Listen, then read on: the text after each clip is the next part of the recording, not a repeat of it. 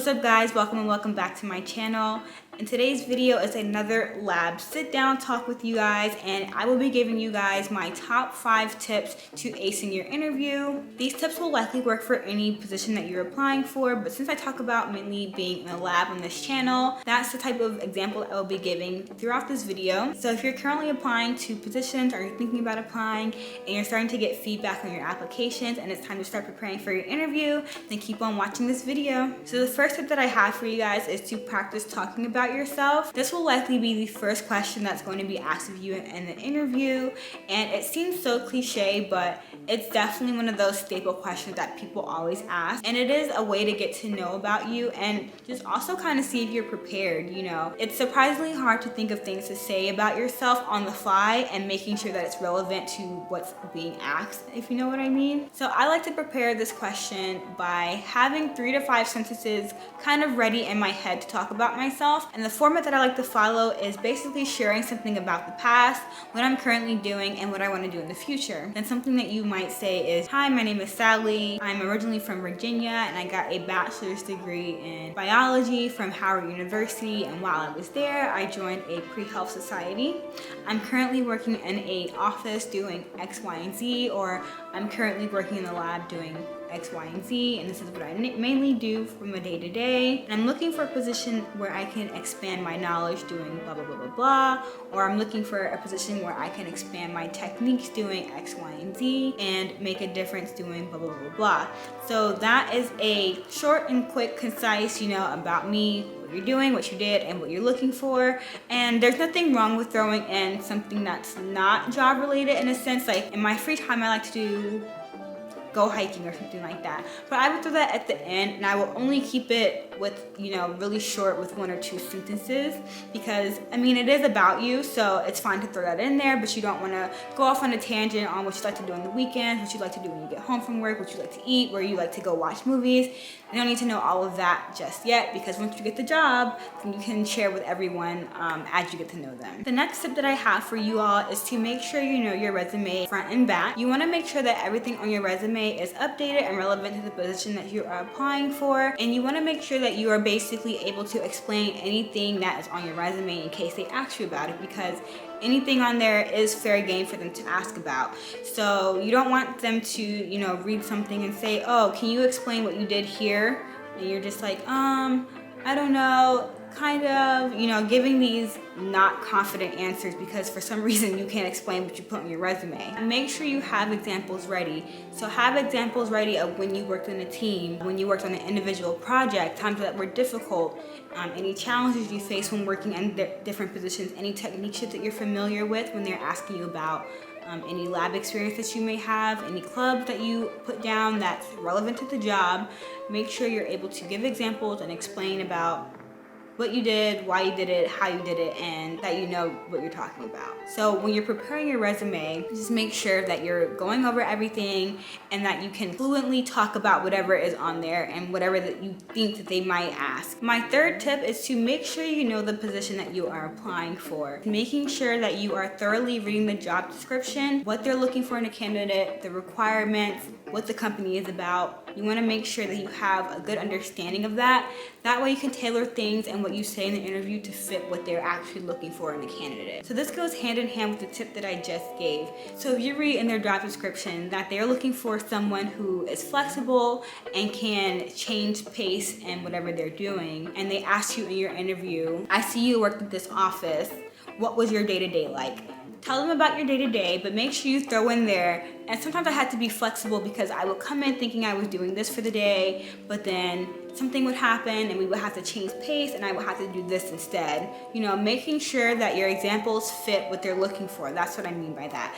If you read in their job description that they are looking for someone who is big on teamwork and collaborations, again, if they're asking you about your day-to-day, for example, make sure you say, yeah, and a lot of days I did have to work with a team. There were days where I had to work by myself and get things done that way, especially paperwork. But a lot of times I did have to work with a team, making sure that we were on the right track and that we were all coordinating together and making sure that X, Y, and Z got done for the day.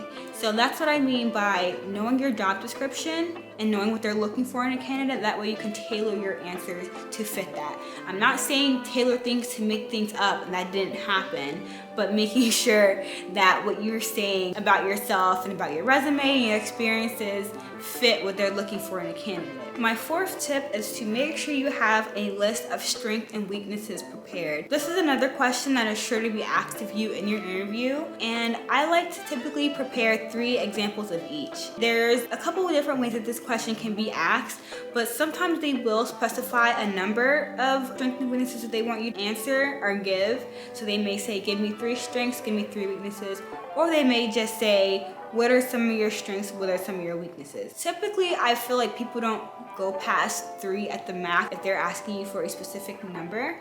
But if they just genuinely ask you, give me strengths and weaknesses, then what I typically do is I give 2 to 3 strengths and I give 1 to 2 weaknesses. You don't want to list out a ton of weaknesses if you don't have to, you know what I mean? The second part of this tip that I want to talk about is don't give generic answers. And so I feel like people do expect this question to be asked to them. So they do make a list, but they give like these one-word answers. So if you're talking about your strengths, you might say detail-oriented, time management, and something else, right? And then for your weaknesses, you're giving the typical strengths that can be looked at as weaknesses. So you're a perfectionist. You like to get everything done in a day. You know what I mean? Things like that. And at this point, this is what interviewers expect, and so you want to make sure that you're not giving the same type of routine that the person before you gave and the person after you is going to give as well. So one big thing that I can say is when you are listing your weaknesses, make sure that you are listing something that's not cliche, and when you list your weakness, give a reason or give how you are improving on the weakness or how you're trying to improve. So for example, one of your weaknesses you may say is time management. Sometimes I take on too many things. But what I'm doing to work on that is I make a list every day of what I need to get done. That way I can prioritize things and visually see what I'm prioritizing and what I need to get done. That's how you're turning it around into a good thing. That's what I mean is when you want to differentiate yourself from the person before and after you. You don't want to just give a cliche strength that can be a weakness. You want to give a weakness. It doesn't have to be like, I never pay attention to what my manager is saying. And same thing with your strengths. Detail-oriented, yeah, that's a good one. Like, especially if you're applying to a lab position, that's definitely a good strength to have. So keep that on your list. But you also want to say something like, I work well with a team and I can work well by myself. I can thrive in both situations. Don't just give like a typical one-word answer. Tell them why it's your strength. Tell them how it's a weakness and how you're improving on it. My fifth tip is to make sure that you are researching the company. This helps in the question of why do you want to work here? Definitely want to be prepared in case it does. And the best way to answer that question is to have some type of idea about the company. Pick out something that really piques your interest. So definitely talk about yourself and why you want to work there in the sense that maybe you want to develop blah, blah, blah, blah, blah, and you want to work on da, da, da, da, da, and this company can help by that. But you also just want to talk about something overall about the company. Go online, go on their website, read about it, and things like that. And you can talk about things like, I really want to get into this field, and talk about whatever field it is. Not too in-depth, just in general. So for example, the lab that I previously worked at based in the field of oncology, and the lab that I currently work at is also dealing with oncology. So in an interview, I was able to say, I really want to stay in the field of oncology because blah, blah, blah, blah, blah. So that is one thing. You know what the company is working for, working towards, things like that. Another thing you can talk about, if it applies, is, you know, the technology that you guys have used or developed to test for blah, blah, blah, blah, or do this type of method or assay is really interesting to me, and I really want to get to learn about that. Or another thing, especially when you're talking about a lab, is to talk about how beneficial it is to people in general. So you can also talk about how you really want to help people, and all of this isn't direct face-to-face patient care. I know that I'm making a difference with your company because what you guys do is important, and X field or whatever field that this company is testing for, or whatever they do. You just have to have a general idea about the company. You don't have to do like a deep dive and know every single fact about the company. You don't have to get specific stats or anything like that. Just enough knowledge to show that you did read about the company and do your research before applying to the company. And I wanted to keep this at 5 tips, But I did have an extra tip that I could not leave out. But I did want to say, make sure you have questions, or that you ask questions before you leave the interview. At least ask 2 or 3 questions. And if you don't have any more after that, I always default to saying, well, I think you guys answered most of my other questions in the interview, so I don't have any more questions. Or I lead with, I think you guys answered most of my questions during the interview. The only other questions I have is, and I just follow with like 2, 3, or 4 questions that I have. Some of my go-to questions are always for the interviewer, especially even if it's multiple rounds, because I find that most of the time with my last lab, I had 3 rounds of interviews. With my current lab, I think I had 4 rounds of interviews. And so if they give me the opportunity to ask a question, something I definitely always ask is, what has your experience been like working with this company? Most of the time, they'll give you a quick breakdown about themselves so you can learn more. They'll typically tell you how long they've been there, where they started, how they got to where they're at right now. They'll tell you sometimes about the company history. So honestly, it is a good way to learn about the company on a more personal level from someone who actually works there. Another question that I sometimes like to ask is, are there any advancement opportunities for someone who may get hired in this position?